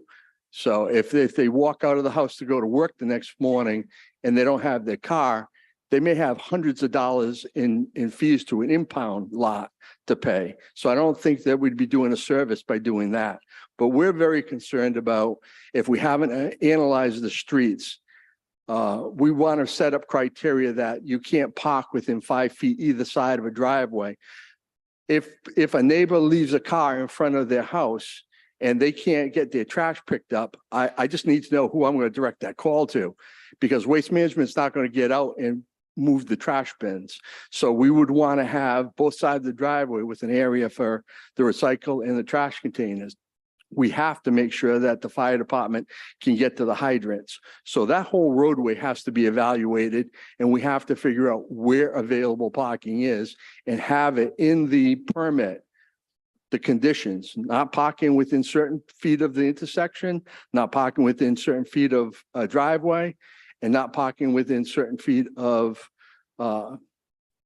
intersections, driveways, and hydrants. So again, it's not that we're opposed, but we see a lot of work that needs to be done in advance of any kind of an ordinance, just allowing 4 people with driver's license. Those 4 people with driver's license may only have 1 car, in which case there's really no need unless they just want to leave it out there, which again is convenience, not need. Thank you, Director. Do you have anything else you'd like to add before I ask for questions? No, go ahead. All right, at this time, Director Bernardo's been here all day, so I'm going to ask if there are any questions or comments for him, and then I'm going to let him leave if there's nothing else from the council. So, Vice President Ferry? So because I was thinking of this before you spoke, the street itself has to have an eligibility requirement also. As far as the Absolutely. width, length, corners to take, that type of thing. And what he just said about the garbage pickup is going to be a major issue, because I've had that issue with people on Cranston Street parking in front of my house when it's not allowed. And I've had to leave notes on their cars saying, don't park here anymore. I'm going to have you towed. So I can And that's- imagine on a small street. And that's all feedback that we've had from colleagues in Pawtucket, Central Falls, Providence, and Newport. These are problems that they've already dealt with. They're getting calls constantly. My neighbor has their car parked in front of my house. It's been there for 5 days. They don't have to move it anymore. My elderly aunt can't come and visit me. My trash didn't get picked up because my neighbor's parked in front. We're just trying to avoid those problems. There is a way of avoiding every one of them if we do it right, but we have to do it right. And the first step is to analyze every street to see what its capability is. Are we going to do it on the even side of the roadway? Or are we going to do it on the odd side of the roadway? And even selecting that, Councilman, is going to be a problem. I don't want my neighbor's car in front of my house. Why do I have to go to the other side of the street? You're not going to please everybody. You got, and this is not a guess. This is based upon what these other communities are facing. And I've been always trying not to emulate them, but to do better for Cranston. Thank you.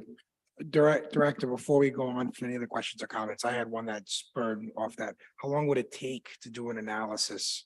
Or is this something that Maria Giarusso could do with her GIS maps? Or is this something you have to physically go out there and survey? I would think that we'd probably have to go out there physically survey.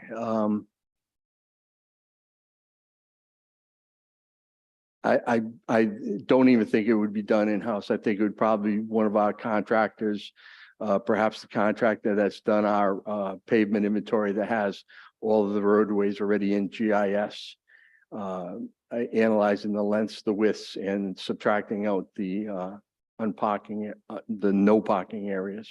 Is that something, if you do happen to find out in your travels, could you let the council know or the solicitor, and we'll disseminate that information or let us know at a public works meeting?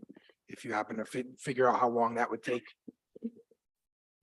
To figure that out, I have to sit with some of them and ask them what their availability was. It's not going to be, I would guess it would be less than 3 months. Okay. Because most of it could be done through available data, and you just have to verify it through field research. Yeah, the fire hydrants and the driveways mostly. Somebody put a driveway in, you don't know about it, that Exactly. kind of thing. Okay, thank you. Councilmember Renzulli. Thank you. Director, while you are having that conversation, I think this is certainly going to need a fiscal note applied to it to know how much this is going to cost, and then, you know, how much we charge. So, you know, first year, how much it's going to cost to do this analysis, and then there'll be additional things, but could you possibly get that information, the cost for them to do this analysis?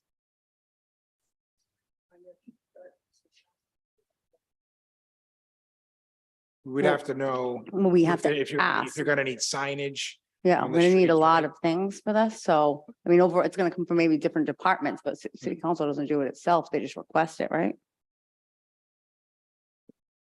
We're shorthanded and we're overloaded. It was, and wouldn't be an immediate priority because we have to take care of day-to-day issues. So, you know, it may be better off to hire somebody to do this information and come up with the signage that would be needed and the appropriate fee that should be charged. I also think that we might have to wait on a fiscal note till we have something drafted that's even gonna be agreeable, you know? So then, you know, kind of know what we need to, you know, RFP or look at. Yes, I was just simply asking about I don't know that the time that it would take to analyze the roads, that has a fiscal impact, especially if I don't know if that's a contractor that's doing it, that's the way I understood it. I don't know if they're gonna charge us or if it's in-house, we're taking people's hours who need overtime, and I just, you know, it was just a Valid point. question. Sure. Director, do you have? Well, if we're just talking about what it would cost to analyze the roadways, I can make a few phone calls to some of the engineering firms that are already on our on-call list and get budget figures. It's not a proposal number, but it would give us a ballpark. Yeah, I was If just, that's what you're I looking didn't for. mean to miscommunicate. I just meant an estimate, a Okay, ballpark. if it's just for the study of the roadways. Yeah.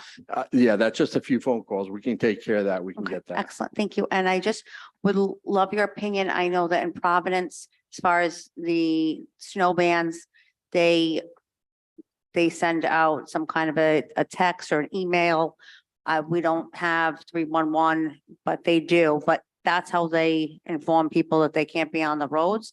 So if there was a way that people had to collect, you know, give us a phone number or an email address so that we can send something out. Do you, in your professional opinion, think that would work? I mean, I know now we know it's a snow ban and people still stay on the roads, so we can't really enforce human behavior, but that's how they do it there. Did they mention that when you had the conversation? Yeah, you know, we all do pretty much the same thing. The police department, it's not a matter of lack of information. The residents all know when it's going to snow. The weather forecasters put it out there.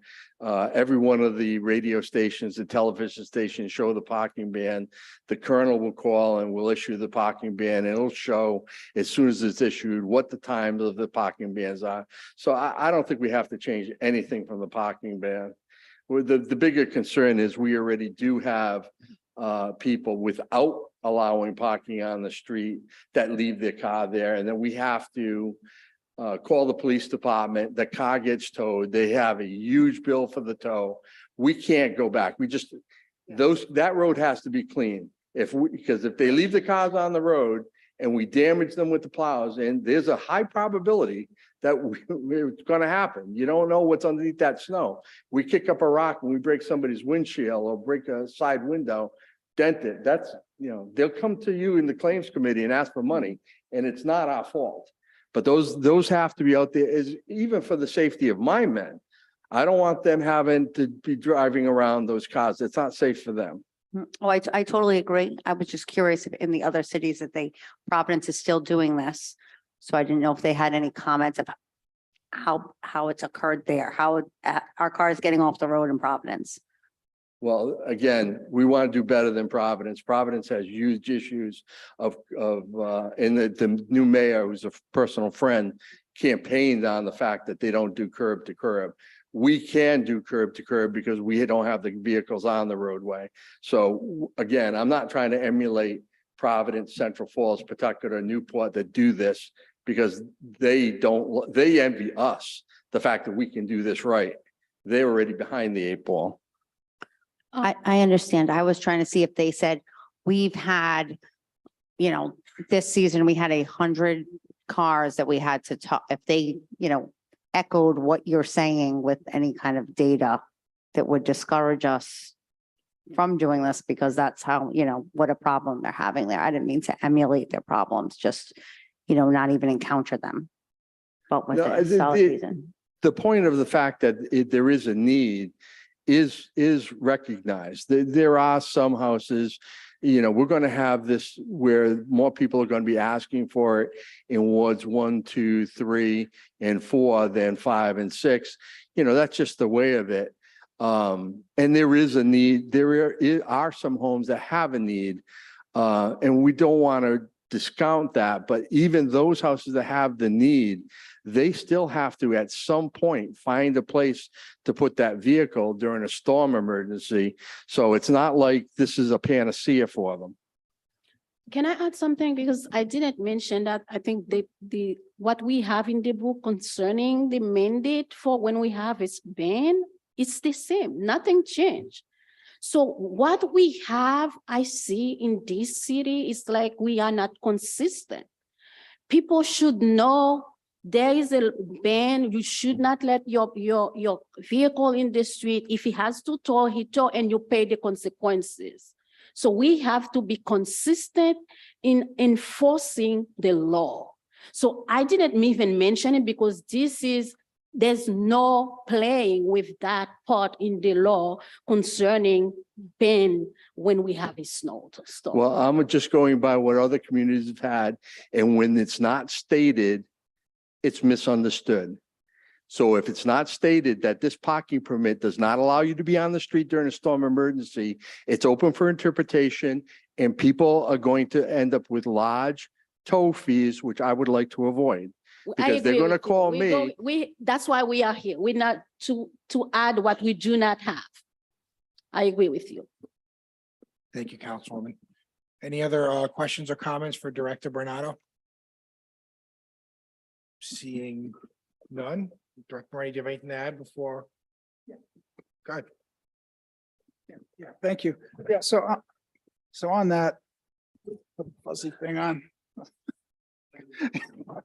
Everybody wants to do that. Again, the concerns, the practical concerns, because I could see it coming in, the snow removal, sanding of the vehicles, not being done damage to them, trash removal, street sweeping, and then also on Mr. Bernardo's list is kind of storing of vehicles, disabled vehicles. Can't touch them if they're registered. They'll be out in the streets. Some of the things along with what Mr. Bernardo has. But if you can go to the play the video, is that okay? I have a question. How is the videos edited or cut, or is it What is it? 35 minutes or 25, just trying to be managed of everybody's time here. Do we need to see the videos? I don't think we. I don't think we need to because see the we videos. hear it already. Yeah. We were all here for that. Director Moretti, sorry, I'd like Tom to email everybody the video. That's okay? Okay, We'll watch but it if on that our could be time. the testimony, so if we come back at you on something that we have. Yeah, I mean, is there, solicitor, is there a way we can say that that is part of the record or without watching it tonight? I think just the reference that it's going to be sent to all of the council members is fine. I would just caution the council members that when you receive the email, do not reply all and do not have any discussion about the email as a group. That would be a violation of the OMA. So otherwise, to receive information is great. And just to be clear, Director Moretti, this is testimony we heard recently at the meeting where we discussed overnight parking from Chief Warren and Chief Winquist, correct? So I think we were almost all there for that. Councilwoman Renzulli? I just want to say it's also in the minutes from that meeting from 10:13. Very clearly, Rose very clearly articulated what both said. Excellent.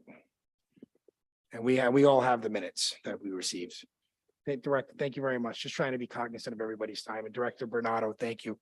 At this time, I see a lot of notes that Solicitor Angel has taken on different ideas or ways we can go with an ordinance. Is there anything you'd like to add this evening for the solicitor while he's here before we wrap up the workshop?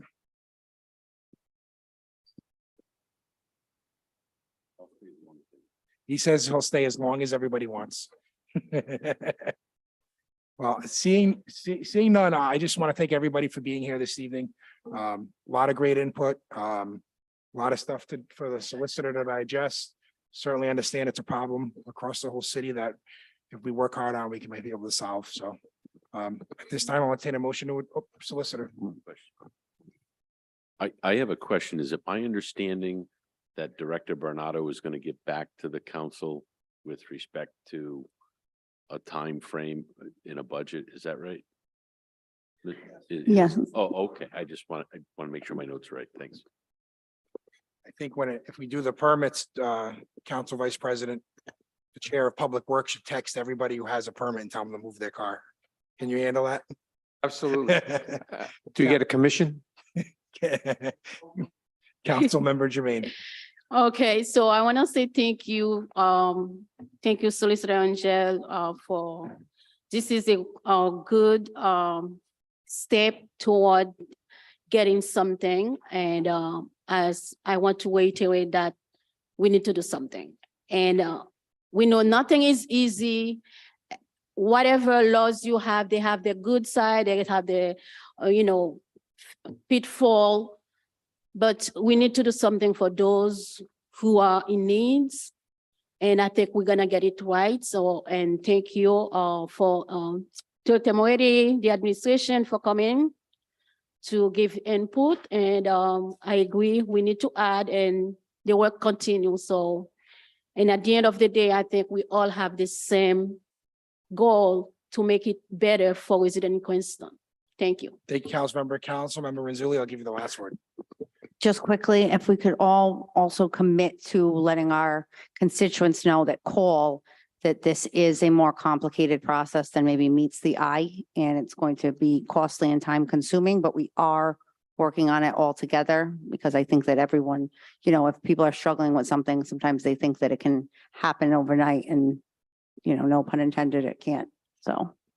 Thank you very much. I'll entertain a motion to adjourn. All in favor, say aye. Aye. Opposed, say nay. There are none opposed. We are adjourned. Thank you, everyone. Good night.